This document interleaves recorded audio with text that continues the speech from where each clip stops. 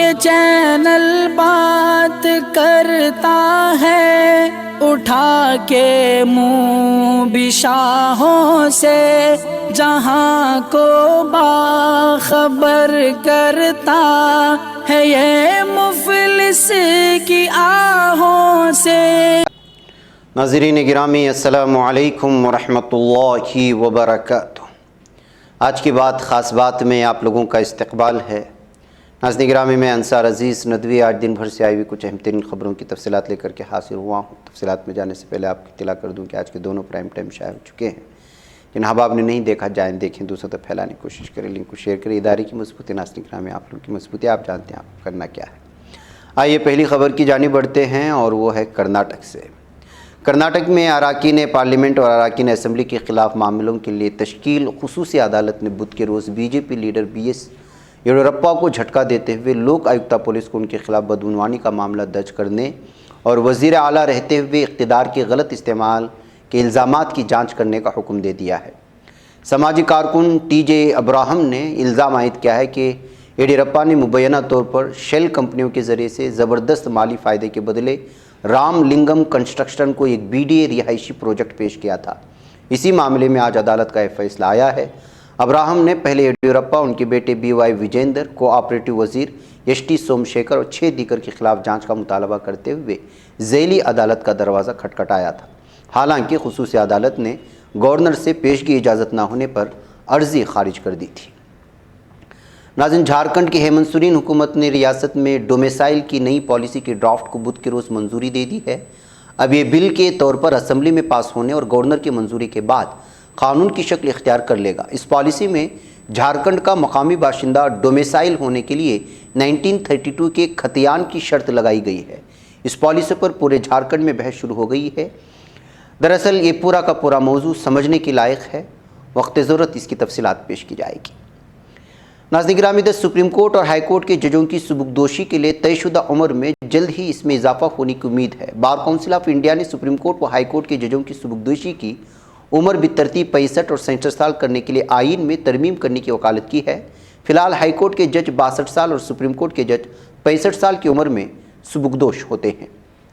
ناظرین گرامی، ادھر ممبئی کے آگری پاڑا علاقے میں پولیس اسٹیشن سے مقابل اردو گھر کی تعمیر کھٹائی میں پڑ سکتی ہے، کیونکہ بعد نماز جمعہ سنگ بنیاد سے قبل نکالے جانے والے اردو جلوس کی پولیس موجودہ حالات کا حوالہ دیتے ہوئے اجازت نہیں دی، جس کی وجہ سے اردو داں طبقے میں سخت بے چینی پائی جاتی ہے۔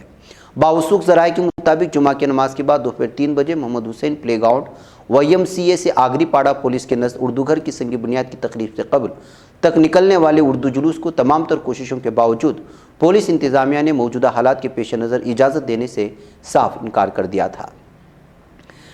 ہندوستان کی معاشی ترقی کی شرح میں تیزی سے اضافے کی توقعات کو دھچکا لگا ہے۔ ریٹنگ ایجنسی فچ ریٹنگز نے موجودہ مالی سال کے لیے ہندوستان کی اقتصادی ترقی کی پیشن گوئی کو 7.8% کے پچھلے تخمینہ سے کم کر کے 7% کر دیا ہے۔ فچ نے کہا کہ اب اسے توقع ہے کہ جون میں 7.8% کی شرح نمو کی پیشگوئی کے مقابلے 2022 اور 23 میں ہندوستانی معیشت 7% کی شرح سے ترقی کرے گا۔ اس کا مطلب ہے کہ ہندوستانی معیشت کی شرح نمو توقع سے 0.8% کم رہے گی۔ ناظرین، ادھر لکھیم پور کھیری واقعے پر کانگریس کے سابق صدر راہل گاندھی نے سخت رد عمل دیا ہے۔ انہوں نے ٹویٹ کیا کہ لکھیم پور میں 2 نابالغ دلت بہنوں کا دن دہاڑے اغوا کے بعد قتل ایک انتہائی پریشان کن واقعہ ہے۔ عصمت کرنے والوں کو رہا کرانے، ان کی عزت کرنے والوں سے خواتین کی تحفظ کی توقع نہیں کی جا سکتی۔ ہمیں اپنی بہنوں اور بچیوں کے لیے ملک میں محفوظ ماحول بنانا ہوگا۔ ناظرین، مغربی بنگال کی وزیر اعلیٰ ممتا بنرجی نے بدھ کے روز الزام عائد کیا ہے کہ بی جے پی نے منگل کے روز ریاستی سیکریٹریٹ بننا تک اپنے مارچ کے دوران جو ہنگامہ کیا اس کے لیے اس نے دوسری ریاستوں سے غنڈے بلوائے تھے۔ انہوں نے کہا کہ میں آگ کے اسلحوں اور بموں کے ساتھ تحریک چلانے والے لوگوں کو برداشت نہیں کروں گی۔ ممتا بنرجی نے مشرقی مدنا پور ضلع میں ایک ایڈمنسٹریٹو جائزہ میٹنگ کو خطاب کرتے ہوئے کہا کہ بی جے پی اس ہنگامے میں شامل ہونے کے لیے لوگوں کو ٹرینوں کے ذریعے لے کر آئی، یہاں تک کہ دوسری ریاستوں سے بھی غنڈے لائے گئے جنہوں نے اینٹ پتھر اور بم پھینکے، جس میں کئی پولیس اہلکار زخمی ہو گئے۔ ناظرین، آکسفیم انڈیا ایک نئی رپورٹ کے مطابق جن لوگوں کا تعلق درج فہرست ذاتوں جس کو SCS کہا جاتا ہے اور درج فہرست قبائل جس کو STs کہا جاتا ہے اس سے نہیں ہے، وہ دونوں برادریوں کے مقابلے 5,000 روپے ماہانہ زیادہ کماتے ہیں، جبکہ مجموعی طور پر غیر مسلم مسلمانوں سے اوسطاً 7,000 روپے زیادہ کماتے ہیں۔ آکسفیم انڈیا کی جانب سے انڈیا ڈسکریمنیشن رپورٹ 2022 کے مطابق سال 2019 اور 20 کے دوران 15 سال یا اس سے زیادہ عمر کی شہری مسلم آبادی کا 15.6% باقاعدہ تنخواہ والی ملازمتوں میں مصروف ہے، جبکہ غیر مسلموں میں 23.3% ہیں۔ رپورٹ میں یہ بھی بتایا گیا ہے کہ شہری مسلم آبادی کو دیگر معاشی ذرائع اور زرعی قرضوں تک رسائی میں تعصب کا سامنا کرنا پڑ رہا ہے۔ ناظرین، مرکزی وزیر داخلہ امت شاہ کی موجودگی میں جمعرات کو آسام حکومت اور 8 قبائلی گروپوں کے نمائندوں کے درمیان سمجھوتے پر دستخط کیے گئے ہیں۔ اس دوران امت شاہ نے کہا کہ نریندر مودی کے وزیر اعظم بننے کے بعد نارتھ ایسٹ کو پرسکون اور ترقی یافتہ بنانے کے لیے کئی پروگرام شروع کیے گئے۔ آسام سرحد کو لے کر بھی جو تنازعات ہیں، ہم ان سبھی کو ختم کرنا چاہتے ہیں۔ ناظرین گرامی، ادھر پاکستان کی ایک تہائی آبادی جہاں سیلاب کی تباہ کاریاں جھیل رہی، اسی دوران متعدد شہروں میں ڈینگی کی وبا بھی سر اٹھا رہی ہے، جس نے خوف و ہراس پیدا کر دیا ہے۔ مادہ مچھر کے کاٹنے سے پھیلنے والی اس وبا کے کراچی، لاہور، اسلام آباد اور راولپنڈی میں کیسز سامنے آ رہے ہیں۔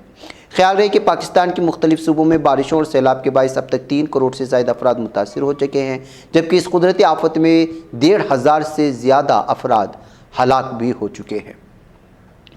ناظرین، یوکرین میں ایک بڑے آبی ذخائر کو نشانہ بنانے والے میزائل حملے میں ڈیم کے ٹوٹنے کے باعث سیلاب کے خطرے کے پیش نظر کرویریا کے رہائشیوں سے علاقہ خالی کرنے کی اپیل کی گئی ہے۔ بی بی سی کی ایک رپورٹ کے مطابق حکام کا ماننا ہے کہ روسی میزائلوں نے جنوبی یوکرین کے شہر کریوی کے قریب ایک آبی ذخیرے کے ڈیم کو نشانہ بنایا تھا۔ ناظرین، سعودی عرب میں حرمین شریفین کی زیارت، عمرہ و حج کے خواہش مند افراد کو فراہم کی جانے والی خدمات میں اب مصنوعی ذہانت کی ٹیکنیک کا بھی استعمال کیا جائے گا۔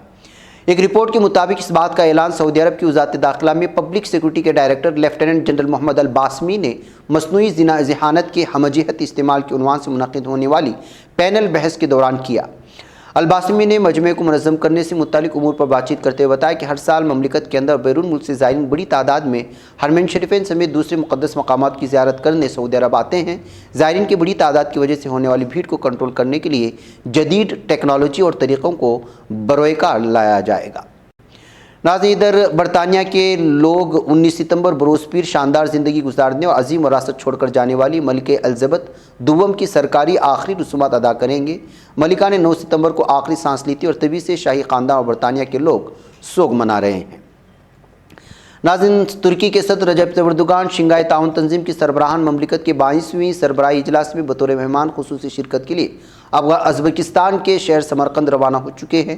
صدارتی اطلاعاتی ڈائریکٹوریٹ کی طرف سے جاری کردہ بیان کے مطابق 2012 میں ترکیہ کو دیے جانے والی شنگھائی تعاون تنظیم ڈائلاگ پارٹنر کی حیثیت سے پہلا موقع ہوگا کہ ترکیہ سربراہی سطح پر اجلاسوں میں شرکت کر رہا ہے۔ ناظرین، اقوام متحدہ کے سیکریٹری جنرل اینٹونیو گٹرس نے کہا ہے کہ ترکی اقوام متحدہ یوکرین میں جنگ کے اثرات کو کم کرنے کے لیے بہت محنت کر رہے ہیں۔ انہوں نے اقوام متحدہ کی 77ویں جنرل اسمبلی کی اجلاس سے پہلے آناولو ایجنسی کے سوالات کے جوابات دیتے ہوئے کہا کہ جنرل اسمبلی سب بڑا سفارتکاری فورم ہے جہاں 20 ستمبر کو نیو یارک میں عالمی رہنما یکجا ہوں گے۔ ناظرین، آذربائیجان نے کہا ہے کہ ہم آرمینی اشتعال انگیزی کی پیدا کردہ جھڑپ میں ہلاک ہونے والے 100 آرمینی فوجیوں کی لاشیں واپس کرنے پر تیار ہیں۔ آذربائیجان کے گورنمنٹ کمیشن برائے اسیر، لاپتہ اور ارغمال شہری نے جاری کردہ بیان میں کہا ہے کہ 12 تا 13 ستمبر کو آذربائیجان کی زمینی سالمیت کے خلاف شروع کیے گئے تحریکی اقدامات کا سدباب کر دیا گیا ہے۔ بیان میں بھی کہا گیا کہ آرمینیا کی اشتعال انگیزی کا سدباب کر کے آذربائیجان نے بین الاقوامی قانون سے وابستگی کا مظاہرہ کیا ہے۔ ناظرین، ترک ضلع حقاری کے علاقوں خازان اور وادی خان میں پی کے کے دہشت گرد و تنظیم کے خلاف ایرین محاصرہ 37 آپریشن شروع کر دیا گیا ہے۔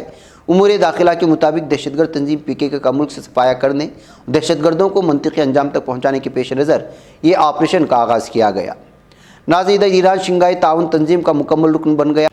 ایران کے وزیر خارجہ حسین امیر عبداللہیان نے سوشل میڈیا سے جاری کردہ بیان میں کہا کہ ازبکستان کے شہر سمرقند میں ہم نے شنگھائی تعاون تنظیم کی سیکریٹری جنرل زانگ منگ کے ہمراہ رکنیت میمورنڈم پر دستخط کر دیے ہیں۔